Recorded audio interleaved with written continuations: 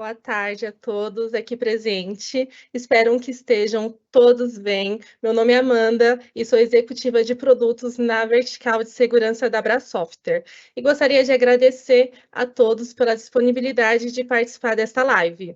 E através aqui dos nossos canais, do LinkedIn e Instagram, vocês conseguem acompanhar nossos próximos eventos e as próximas novidades. Então, eu deixo aqui o QR Code e o link, pois é mais um canal de comunicação com a gente. E hoje, junto comigo, eu tenho duas pessoas muito importantes da ForcePoint que venham falar sobre a nova solução de cibersegurança. Então, fiquem à vontade para utilizar o chat e fazer perguntas. Bom, eu não vou dar nenhum spoiler aqui sobre o tema, então, Eric e Gustavo, sejam muito bem-vindos e o palco virtual é de vocês. Oi, Amanda. Boa tarde. Boa tarde a todos. Obrigado aí pelo espaço aí para a gente falar com todos. Boa tarde, Eric, também. Boa tarde. Obrigado, pessoal, por todos estarem presentes aqui. Vamos falar um assunto bem interessante. E vai ser um bate-papo entre o Gustavo aqui sobre esse assunto. A gente vai falar sobre Zero Trust CDR. A gente vai explicar o que é o CDR, o que significa o CDR, e até fazer uma breve demonstração no final para mostrar alguns casos de uso que a solução consegue identificar e ser mais uma camada de proteção adicional para a plataforma da Microsoft. Boa, é uma das tantas ferramentas que a gente tem, né, Eric? Uma das tantas soluções que a gente tem. A gente tem bastante coisa muito voltada para a parte de proteção de dados, né? E principalmente soluções aí alinhadas com o conceito de SaaS, né? Ou seja, conectividade segura entre escritórios e também segurança convergindo em nuvem, né? Então, a gente tem o nosso coração aí é a proteção de dados, mas totalmente alinhado com o conceito de SaaS, né? E uma das camadas que a gente tem é justamente o Zero Trust CDR, né? Uma proteção aí, uma camada de proteção atualmente bem importante quando a gente fala aí de prevenção, né? Exatamente. É uma forma diferente de identificação de possíveis ameaças, né? É uma forma que a gente não tem, existem algumas problemáticas, né, em relação quando a gente trata de Zero Day. A gente vai falar desses problemas e também até de exfiltração de informação através de alguns tipos de imagem também, no qual a gente vai comentar durante a apresentação. Exato. A gente tem um conhecido, né, ferramenta de prevenção de vazamento de dados, né, já bem reconhecido também pelo mercado como uma das nossas principais soluções, mas o Zero Trust CDR também cobre uma ponta, aí, uma parcela nessa parte de vazamento de dados, né? Então, acho que nas nossas demos aí vai ficar até claro aonde que isso pode encaixar, né? Além, claro, da proteção de ameaças, aí, da prevenção de ameaças, né? Bom, na verdade, assim, existe um problema conhecido e grave, né, na questões de malware, de vírus, né, que já vem aí se aperfeiçoando e vem cada vez mais abalando aí o meio digital, né? Porque cada vez, né, a gente usa mais dos meios digitais para troca de informações, né, para acessos, para acessar aplicações, acessar documentos, dados, né, e a gente usa diversas tecnologias para ter esses acessos, né? Então, as organizações acabam fluindo dessa forma, né? O dia a dia é através de a informação digital, né? E cada vez mais a gente tem mais tecnologias para isso, né, Eric? Mas isso traz um agravante, né? Então, conforme as pessoas usam tecnologia para se comunicar ou para acessar dados, tem um outro lado dessa história, né? Hoje, quando a gente pensando com a era pós-Covid, durante Covid, muitas coisas migraram para a área digital, né? E alguns agravantes, por exemplo, hoje, como você inserir um potencial malware numa imagem, né? via esteganografia, ou até você fazer upload de imagem em aplicações, por exemplo, no banco, você vai abrir uma conta no banco, ou você vai reportar alguma avaria no carro pelo seguro, você pode fazer o upload de mensagem, de documentos através disso, né? Mas também tem um ponto agravante, esse tráfego de informações via e-mail também, né? E aí, falando de alguns pontos, algumas formas que esses arquivos trabalham, elas podem trazer vulnerabilidades em a questão de ataques que podem ser feitos, né? Pessoas inserirem ameaças dentro do macro, no Word ou no Excel, ou até inserindo scripts através de imagens via esteganografia. E alguma dessas formas, dessas técnicas, elas não vão ser detectadas por soluções que trabalham baseadas em assinaturas, porque precisa conhecer ou precisa enviar para uma sandbox para ter um resultado do que aquele arquivo possa fazer. Mas até ter a análise do sandbox ou ter esse resultado, já aconteceu, já passou. A ameaça já foi dessa forma. Às vezes, a ameaça pode ter uma chamada para um arquivo, pode ter uma chamada para um malware, um link do Dropbox, que é válido, mas esse link do Dropbox pode fazer um download de algum outro arquivo, fazer um download automático e fazer execuções, e aí o cracker já está dentro da rede, aí para um possível ataque de ransomware ou alguns outros tipos de ataques, né? Exatamente, né? Os cybercriminosos acabam se valendo aí de todo esse meio de comunicação, e-mail, web, enfim, que é uma superfície ampla aí de navegação, mas se usa essa mesma superfície para se fazer um ataque, né, e enfim, conseguir explorar alguma brecha de segurança, né, e isso acaba que muitas vezes não é detectado, até porque esses códigos ou esses links que estão embutidos em alguma imagem, algum PDF, né, eu sempre coloco algum exemplo de um boleto, né, aqui no Brasil é bem conhecido, né, Eric, o boleto o que a pessoa baixa, financeiro, baixa para pagar alguma coisa, né, e ali já tem às vezes um código de um PowerShell, alguma coisa que é legítimo, né? Mas isso chama alguma ameaça ou carrega já alguma ação maliciosa, né? Então, isso acaba sendo falho por as ferramentas tradicionais, digamos assim, né? De detecção, né? Exato, exato. E aí a gente vai abordar um pouco das problemáticas, né, no decorrer e das formas, né? Uma das formas é o canal de e-mail, né, que a gente vai comentar sobre essa integração com o M365, como essa integração é feita.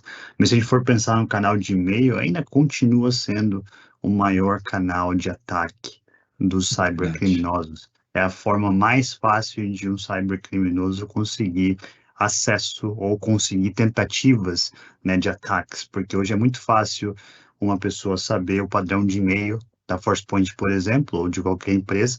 Basta saber um e-mail, você vai descobrir se é primeiro nome, ponto, se é sobrenome e o domínio, ou a primeira letra do nome, sobrenome. É muito fácil você conseguir isso. Nada impede de alguém enviar um e-mail para essa pessoa. E nada impede da pessoa lá no outro lado clicar no link, ou baixar o e-mail, ou baixar a imagem, fazer o download e abrir a imagem. Nada disso impede, né? Dependendo do qual usuário receber isso, ele pode simplesmente clicar nesse link ou clicar nessa imagem, fazer o download e aí acontece o ataque de fato. Exato, né? É como se fosse algo massivo, né? Se o cybercriminoso manda 100 e-mails e 1% disso chega, né, e atinge o objetivo, já é o suficiente para fazer algum estrago, né? E muitas vezes é claro que é mudado de uma engenharia social, né? E que acaba que uma detecção comum acaba não pegando, né? Desse tipo de... A gente vai abordar aí mais casos, né? Mas a gente acaba direcionando, né? Para uma nova forma, eu diria, de tratar, né? Mais disruptivo, né? Ou seja, em vez de esperar por uma detecção, né, que aí, como você disse, né, já pode ser tarde, né, porque não já prevenir, né, prevenir para que a coisa não aconteça, né. Então, acho que é uma forma mais eficaz aí, né, de tratar um caso que simples, mas que acaba atingindo bastante gente, né? Exato, exato. E aí vem muito o conceito de Zero Trust, né? Não confio em nada aqui dentro, entre dentro da minha rede, vem esse conceito, né? Nada que entre na rede eu confio, eu inspeciono tudo e qualquer coisa antes de ter a validação se aquilo é legítimo ou não, né? E então os conceitos de Zero Trust vêm aí, e como o Gustavo falou, né? Uma tecnologia disruptiva, não é baseada em assinaturas, não é baseada em updates, é baseada, a gente entende o DNA do arquivo, né? A gente entende qual que é o DNA do Eric e qual que é o DNA do Gustavo. Se aquele DNA for modificado de alguma forma, não é o Eric, não é o Gustavo. Então, é dessa forma que a gente trabalha com essa solução, né? É de entender o DNA dos arquivos que a gente suporta e, a partir disso, a gente simplesmente faz a reconstrução do arquivo, né? A gente pega a imagem ou pega o arquivo, trata esse arquivo, analisa se tem alguma coisa dentro e a gente faz a reconstrução desse arquivo, sem impactar nada no usuário final, sem impactar o arquivo, a formatação do arquivo ou a formatação da imagem, inclusive. Exato, acho que é bem disruptivo mesmo, né? Porque se valer aí de todo o também conceito aí do Zero Trust, né? Zero confiança, não vamos confiar em nada do que está dentro daquele documento. O arquivo chega íntegro, né, ali pro destino, né? Mas sem nada que possa impactar de forma maliciosa, né, aquele destino, né? Então, e não depende de nenhuma assinatura, nenhuma detecção, né? Então, vamos prevenir, né? Ou seja, limpar qualquer coisa que não seja original daquele documento antes de entregar para aquele destino, né? Para aquela pessoa que está recebendo aquele documento, aquele arquivo do Word, do Excel, aquele PDF, né? Mas sempre mantendo aquilo original, né? Acho que é bem diferente do que a gente está acostumado a ver em termos de ferramentas aí de proteção, né? Exato. Acho que para ficar claro, né, tem essa animação, acho que fica mais visível do que acontece de fato com o Zero Trust CDR, né? Mas basicamente, né, a gente recebe esse documento, esse arquivo, né? Extrai todo o conteúdo original, né? Baseado nesse DNA que o Eric deu de exemplo, né? Todo documento tem um DNA, tem uma estrutura já conhecida. A gente extrai todo esse original do documento, descarta todo o conteúdo que não é original, né? E aí a gente vai para verificar, né? E toda a informação está ali segura, né? Então a gente faz essa validação para depois reconstruir, né? Reconstrói esse documento para entregar isso para aquele destino, seja por e-mail, seja aquele download, né? Então é algo que o CDR, o nome justamente é esse, né? O Content Disarm Reconstruction. Então, vamos desarmar esse documento, né? Extrair o que é original, né? E descartar o que a gente não conhece ali, que não é seguro, e vamos reconstruir, né? Acho que é simples desse jeito, né, Eric? Nada além disso, né? Exato, exato. E a gente vai falar das opções bem simples, as formas de implementação, as formas que a gente pode, quais que são os canais, né, que a gente consegue, tem diversas formas que a gente consegue trabalhar com essa solução, mas de todas as formas que a gente trabalha com a solução, é o mesmo conceito, funciona da mesma forma. Exatamente, né? A gente tem alguns casos de uso, né, que a gente pode implementar o Zero Trust CDR, né? Então a gente pode se integrar a uma ferramenta de Secure Web Browser, ou o famoso proxy, né, Eric? O famoso Web Security, ou o próprio Firewall, ou a ferramenta de e-mail, né, o Exchange, por exemplo, ou até aplicações que se tenha, né, aplicações que são utilizadas para envio de algum documento, alguma foto, né? Tem alguns casos de uso nesse sentido, né? Exato. Se for pensar nas aplicações, né, até expandindo essa um pouquinho mais, é o que significa Secure Custom Application. Vamos supor que um cliente tem uma aplicação na Azure e essa aplicação é um portal de interface para o cliente final dele, no qual trafega esses tipos de arquivo. Imagine que você tem essa engenharia de CDR no meio do caminho. Antes da pessoa abrir aquele arquivo, ou fazer o upload daquele arquivo, faz o upload, sim, faz o upload da avaria para uma empresa por exemplo, por uma questão de insurance, né, por uma questão de seguradora, e faz análise daquele arquivo antes da pessoa, do corretor, por exemplo, receber.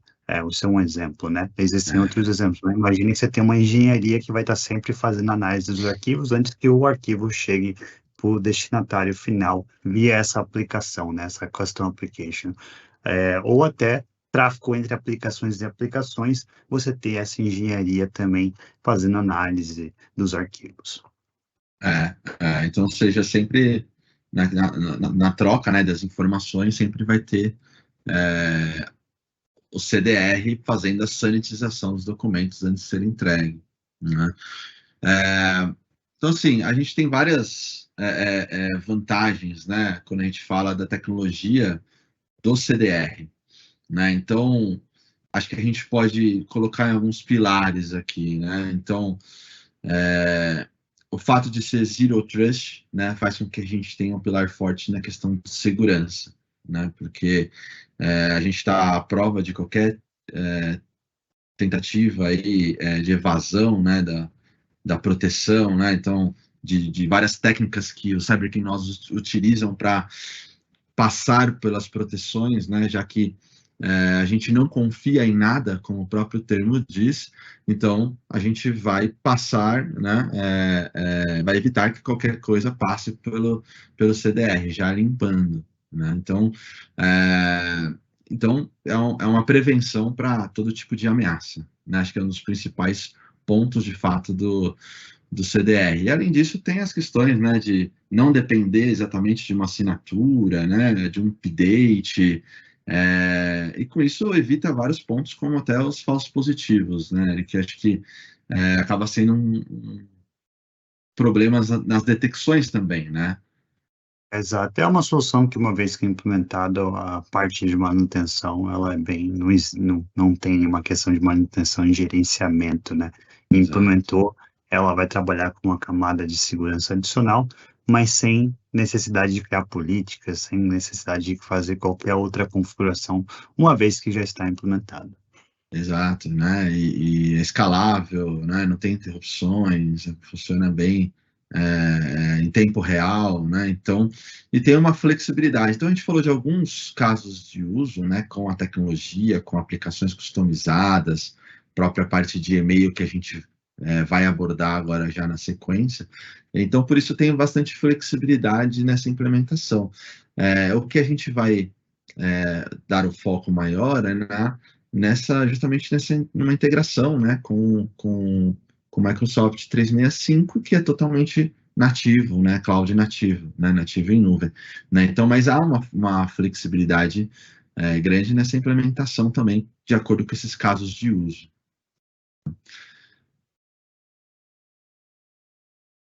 Mas a gente já pincelou algumas coisas, né? Mas acho que é válido trazer, né? Por que é tão necessário uma tecnologia diferenciada, né, disruptiva, nesse momento, né? E acho que dos últimos tempos, e acho que por um período para frente, né, com certeza a gente vai ter que ter cada vez camadas, né, disruptivas de proteção, né? Justamente porque a gente vê um cenário bem complicado, né, nos últimos tempos, né, Eric, de ransomware, de técnicas avançadas de ataques, né, de persistência de ataques, né, utilizando-se de ferramentas legítimas, né, como até comentei, o PowerShell, uma ferramenta legítima do Windows, né, enfim, de habilitar ou executar algum código, e são usados pelos cybercriminosos, de alguma forma, para obter acesso, né, interno à rede interna e conseguir desenrolar um ataque, né? Exato. E se a gente for pensar, não são técnicas muito avançadas, né? São técnicas bem simples até de ser feita, no qual Também. passam por camadas de proteções de malware com umas técnicas bem simples, né? Hoje, para você inserir até um script dentro de uma imagem, é bem fácil, né? Você pode procurar sites de esteganografia como serviço, que você pega a imagem que você quer e você importa o texto que você quer ou até o script que você quiser dentro dessa imagem. Então, não é algo muito complicado de ser feito, né? Ou até você adicionar um macro, né? E aí, voltando para o assunto, né? Você pode até fazer uma pergunta no chat GPT como faz isso também, e aí eles vão te dar a resposta. Então, Verdade. não são técnicas muito avançadas, mas são técnicas que podem bypassar as seguranças de camada tradicional. Verdade, verdade. Eu diria que, assim, em resumo, né, eu acho que o Zero Trust CDR acaba sendo realmente uma proteção que a gente pode cortar esse mal pela raiz, né, ou seja, é muito mais eficaz, né, já prevenir uma ação, né, que está acontecendo através de um conteúdo legítimo, prevenir sem confiar em nada do que está ali dentro, ou evitar até uma exfiltração de dados, né, que foi o caso da esteganografia, embutir ali dentro de um documento, de uma imagem, algum conteúdo aí sensível para vazar dados, né, são coisas que a gente pode já, de forma simples, já eliminar, né, sem que se alastre mais, né? Então, tirar da detecção e já prevenir de cara, né? Eu acho que, em resumo do que a gente comentou até agora, eu diria que é um pouco nisso, né? Você tem algo mais, assim, de Não é isso. importante aqui? Não, é basicamente isso. E agora a gente vai falar mais de como a gente aplica isso na plataforma do M365, né? Acho que é o que todos estão esperando aqui. Como que a gente faz Exato. assim com o Microsoft 365 e quão fácil é. Gustavo, vou fazer uma pergunta aqui para você. Quanto tempo mais ou menos você demora para configurar? Só para a gente explicar Foi para o pessoal uns quão fácil é a implementação. Foi uns 25 minutinhos aí para configurar, integrar o 365 com o CDR. Foi bem simples mesmo, né? Tudo ambos em SaaS, né? Ambos preparados para integrações, né? Então, assim, fica muito mais simples, bem passo a passo, né? Da nossa parte, né? Do ForcePoint CDR, como a gente configura, fica bem simples mesmo e rápido essa implementação. Então, quando a gente fala acho que do CDR aqui para casos de uso de e-mail, né? Como acho que o Eric comentou, acaba que e-mail é um dos principais vetores, né, de ataque, né? Acaba que pode se utilizar de envios massivos ou ataques específicos, né, para pessoas ali específicas. De qualquer forma, há várias possibilidades quando a gente fala de e-mail, né? E são ataques que são malwares, né, avançados, né, que a gente pode eliminar com o Zero Trust CDR, as próprias ameaças desconhecidas, que muitas vezes os as ferramentas de anti-malware não detectam, né? E, obviamente, os impactos que a gente consegue evitar que o ransomware pode causar, né? Acho que é o grande mal do momento aí, né, em termos de ameaças, né? Correto. E a gente vem, assim, com essa sanitização, né, justamente em questões de documentos, né, conteúdos aí conhecidos, né, que podem conter aí links, hiperlinks, né, um conteúdo aí embutido dentro de um documento legítimo, né, que muitas vezes a gente pode pensar, né, que algo malicioso e só vem de fora para dentro, né? Mas pode acontecer também interno, né? Entre as caixas postais aí internamente, né? Da empresa, né? Então é um ponto, né? Também de atenção que acho que acaba que às vezes passa, né? Do nosso olhar ali de proteção, né? E o cenário de vazamento de dados também com a técnica de esteganografia, né? Exato. Tem um ponto, acho que todos devem estar se perguntando, isso impacta alguma funcionalidade hoje que eu tenho com o M365? Não, não impacta nada hoje do que você tem configurado com o M365. É uma camada adicional de proteção, né? E existem formas que você pode colocar essa solução, essa segurança a mais, essa camada a mais de segurança somente para grupos específicos, usuários específicos, e-mails específicos. Então, você não precisa fazer a implementação de uma forma para todos os usuários, né? Você pode fazer para um grupo específico de usuários ou até para toda a organização, né? A arquitetura, ela é bem simples em relação e a solução utiliza todos os artefatos possíveis que a própria Microsoft entrega, né? A gente não mantém nenhum arquivo ou nenhum e-mail na nossa nuvem, né? Tudo que passa para a gente inspeciona, manda de volta para a Microsoft, mas a gente não salva nada em disco, né? Fica só em memória, uma vez que analisado, volta aquele e-mail novamente, né? E dependendo do caso de uso, a gente pode até fazer uma quarentena de e-mail para e-mails que estão vindo de fora para dentro. A gente pode fazer essa quarentena de e-mail. Não é a gente que faz a quarentena de e-mail, na verdade, é a própria Microsoft, que utilizando a quarentena de e-mail da Microsoft. Então, a gente está utilizando funcionalidades da própria Microsoft.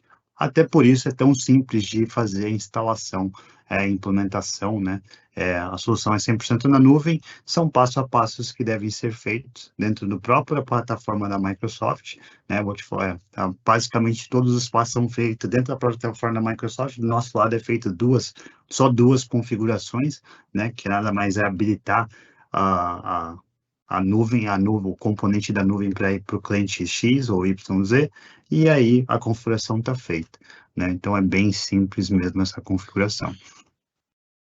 Até coloquei aqui a arquitetura, né, dessa integração. Sei que tem bastante gente com técnica aqui, né? Então vai entender que há essa integração, mas é de forma simples, né? Com conectores, mas justamente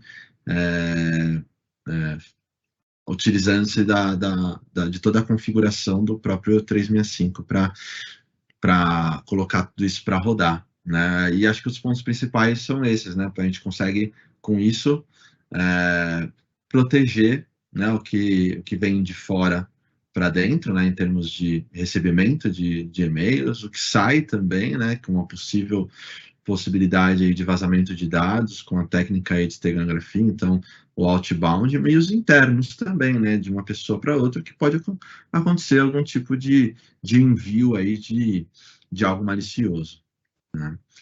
Falando mais na nomenclatura Microsoft, essas políticas, né, são regras de transporte, que são feitas no próprio Microsoft 365, no próprio Exchange Online, são regras de transporte. Todas as políticas de quem vai passar por essa camada adicional é uma regra de transporte dentro da Exchange Online. Então, é bem simples mesmo de fazer essa configuração. Então, você pode simplesmente começar com 5 usuários, 10 usuários, 20, 50, 100, ou até para a organização inteira, todos os tipos de e-mail, tanto internos quanto externos, ou quanto de fora para dentro também. Acaba sendo escalável, né? De forma bem simples. E para o usuário, né? Acho que a experiência do usuário, a gente vai mostrar isso na demo, né? Deixa eu fazer uma troca de e-mails aqui para exemplificar tudo isso, mas para o usuário acaba sendo bem transparente, né? Não se nota nenhuma diferença, né? Quando há um recebimento de um arquivo, um documento, sem essa camada de proteção do CDR, né? Então, é o primeiro print aqui, e com a prevenção ali, enfim, a camada do CDR, se recebe o mesmo documento, né? O mesmo arquivo, o mesmo formato, o mesmo nome, né? Não tem nenhuma mudança relacionada a isso, né? Que acho que é bem, para o usuário é bem perceptível mesmo, né? O conteúdo chega igual nos dois casos. Exato. E do outro lado, né? O lado de quem administra, né?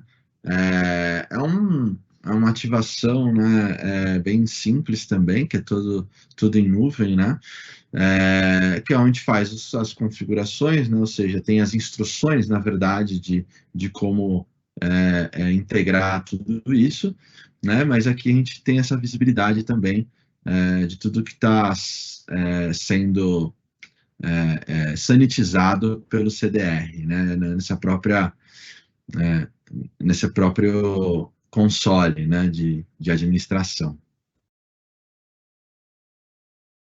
Talvez algumas pessoas perguntem, né? Se perguntam, né, Eric, quais são os formatos, né? O que suporta, né? E tem bastante coisa, né? Eu diria, né? Acho que bastante, vamos dizer que são os mais comuns, né? De ter algum tipo de ataque, né? Ou de se usar de alguma extensão, de algum arquivo, os mais comuns aí que podem influenciar ali o usuário, né? Estão aqui cobertos, né? Não sei se esqueci de algum aqui, Eric. Não, esses são todos, e são os principais que são trafegados, inclusive, por e-mail, né? Porque a gente pode ver até um convite aí, um iCalendar, ou até um vCard que é trafegado no contato. Você pode inserir alguma coisa maliciosa nesse contato, na parte de contato. Então, são os mais comuns, né? Trafegados por e-mail, nos quais são aqueles que a gente suporta. Bom, e acho que a forma tão simples como essa implementação e essa integração, né? Eu diria que é como a gente entrega isso, né? Que acho que é como todo mundo conhece, né? Também do 365, né? Ou seja, o Zero Trust CDR também pode ser ali colocado também por usuário, né? Por caixas postais, né? E de forma ali também mensalizada, né?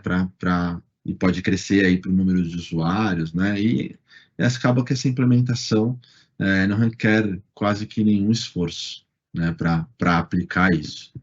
Né? A gente deixou aqui são duas coisas, né? Acho que é importante passar para o pessoal, né, Eric? Um é para quem quiser ter esse teste, né? Trial do CDR pro Microsoft 365, né? Tem um link direto para isso, né? Para já poder entender, configurar, enfim, já ver como a solução funciona, né? Então a gente já tem isso direto no nosso site que a gente coloca aqui. E também tem o próprio teste da tecnologia, né, Eric? Acho que a gente coloca isso disponível para quem quiser testar a eficácia, né, digamos assim, do CDR, né? Exato. Também. Isso está disponível no site, né? De forma bem simples, você consegue pegar o arquivo e realizar esse teste e vai trazer o teu arquivo transformado, né? O arquivo higienizado, já higienizado. Então, existem um site para fazer o trial, né? Solicitar o trial da solução, fazer a integração aí por 30 dias, se não me engano, são 20 usuários, né? 20 usuários que você consegue fazer esse trial, né? Ou até testar arquivos no nosso próprio site aí, que tem a parte CDR na análise desses arquivos. Boa, boa. Bom, e acho que para completar, né, talvez são questões aqui que o pessoal pode estar se perguntando, né, mas podem fazer as perguntas, claro, né, mas é a questão que fica, a gente já comentou, mas já se tem, né, em muitos dos casos, outras ferramentas aí, né, outras opções de proteção de malware, né, Eric? Acho que você até comentou, né, acaba sendo aqui uma camada a mais de proteção que a gente pode colocar, né, para quem já tem, né, alguma ferramenta de prevenção ou de proteção de malware, né? Exato, exato. A gente não está concorrendo com nenhuma outra camada já existente na própria plataforma do Office 365, então é uma camada complementar. Tem a camada, né, eu acho que de detecção do que é conhecido, né, malwares conhecidos, que depende ali de uma engine, depende de um motor de detecção. Existe uma outra camada de detectar, né, talvez com uma sandbox mesmo, né, então isso vai para outras camadas, né, detectar ali o que é algo por comportamento mesmo, suspeito, né, então outras camadas, a gente não está substituindo nada e sim colocando uma prevenção ali de uma outra forma, de forma zero trust, né. E acho que também tem as questões de próprio spam, né, gateways de e-mail mesmo, né, tudo isso são camadas que a gente vai colocando aí para prevenção, né. Então acho que não há exatamente uma competição aqui, né, eu vejo, né, Eric, não sei o que você colocaria, né, mas existem as ferramentas, né, que fazem os gateways de e-mail, né, existem alguns vendors que utilizam-se da tecnologia de CDR, mas não é Zero Trust, né, e existem as proteções que são a nível de detecção da própria Microsoft, né, mas a gente não está em nenhum desses três, né, eu diria. A gente não está competindo diretamente com nenhum desses três. E essa interação é bem simples, né? Até falando de outros competidores de CDR, não tem essa interação tão simples aí com a plataforma do 365 e utilizando os próprios recursos, né? E sendo uma oferta 100% SaaS, né? O 365 já é uma subscrição, então essa solução também é uma subscrição por usuário, né? Então, você tem uma subscrição aí por usuário, seguindo basicamente como é a oferta da Microsoft, também do pacote E3 ou E5, ou os outros pacotes que existem na Microsoft. Isso aí. Bom, vamos acho que para a nossa demo, né? Mostrar um pouquinho pro pessoal como é que isso funciona. Acho que é tão simples como a gente comentou aqui, mas que vai ficar mais claro aí para todo mundo, né? Vou trazer aqui meu ambiente.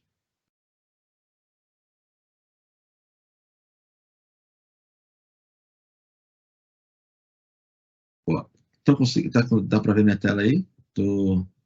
Sim. Beleza. Então aqui, pessoal, a gente tem um exemplo que a gente vai usar para mostrar o CDR funcionando, né?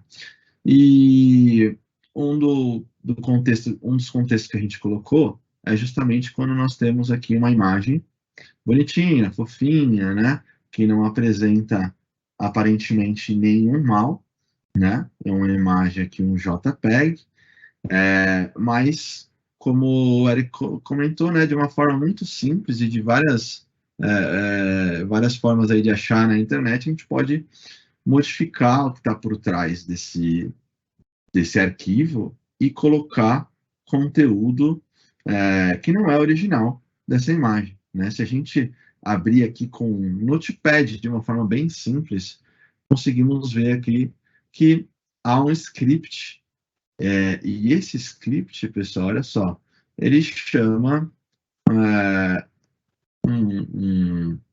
um acesso, né? Um acesso a um site, que não é um site malicioso, né?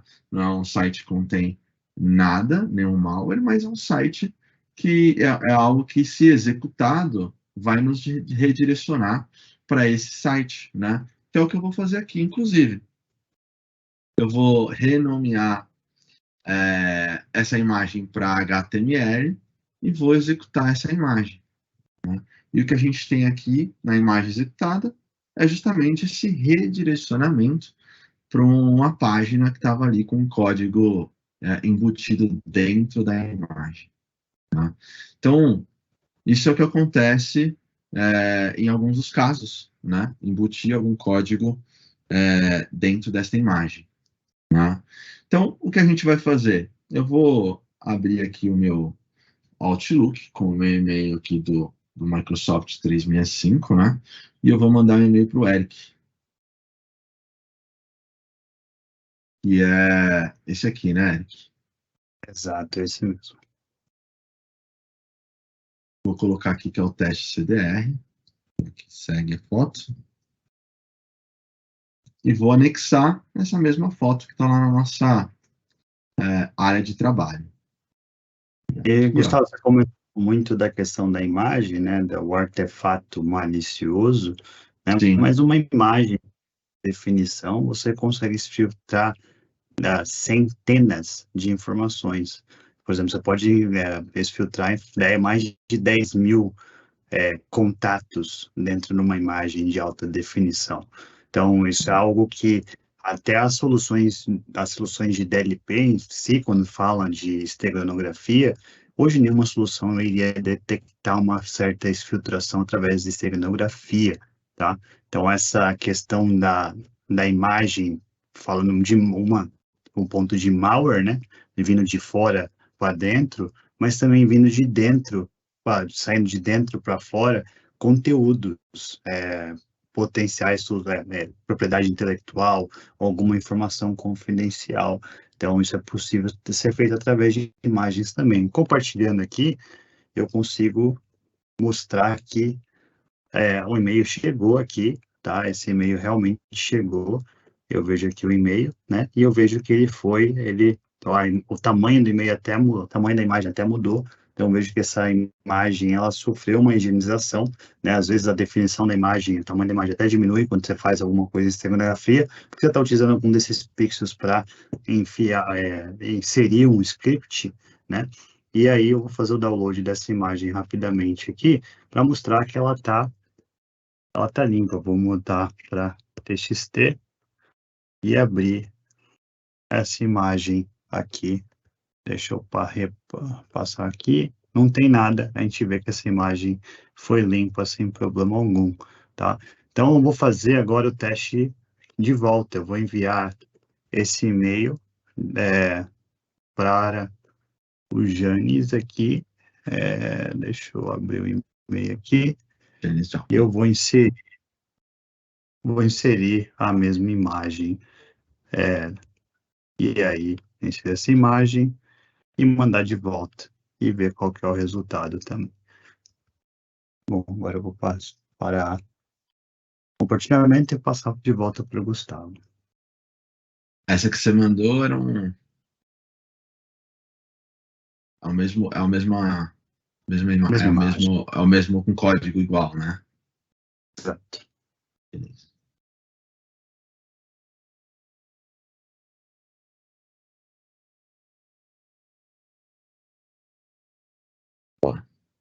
Aqui a gente então recebeu do Eric a imagem aqui. Vamos salvar ela aqui.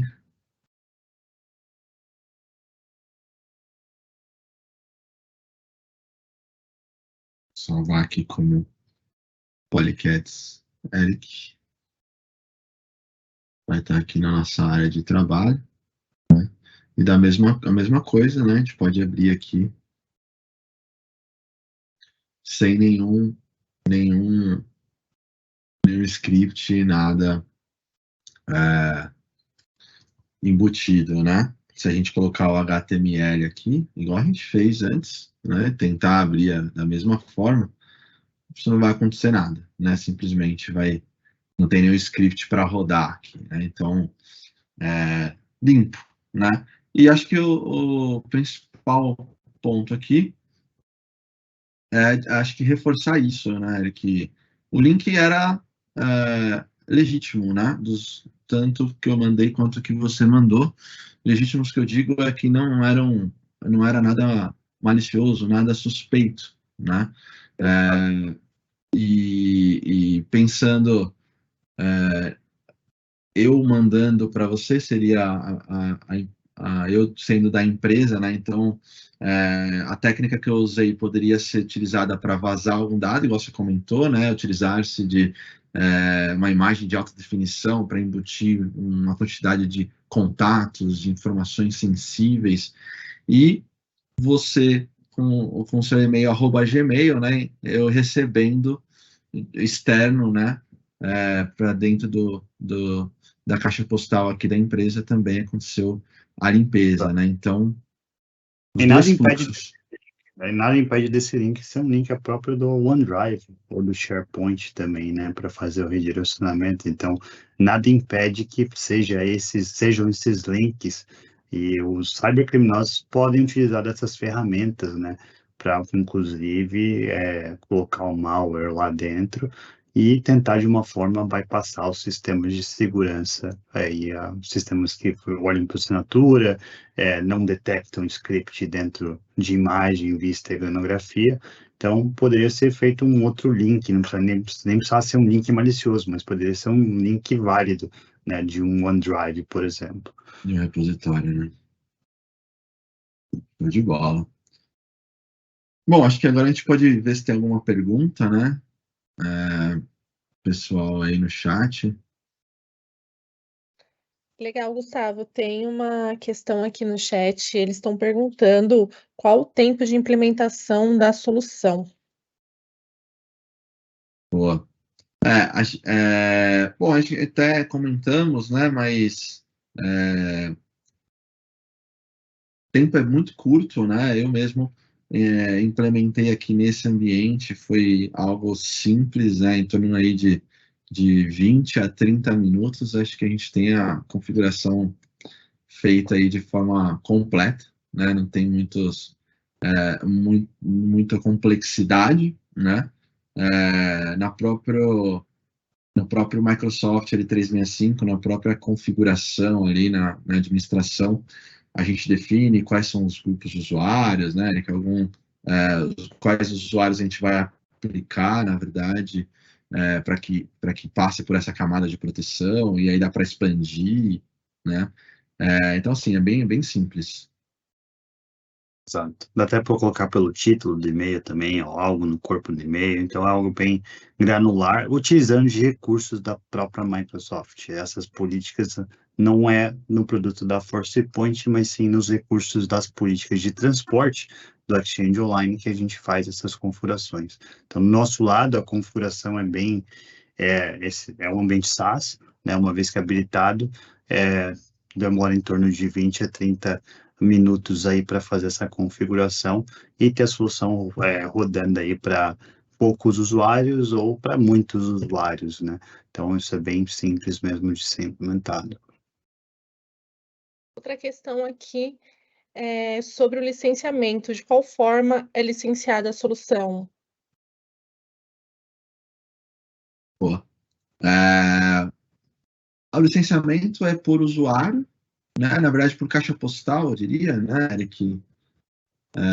Mas basicamente seria por número de usuários mesmo, né?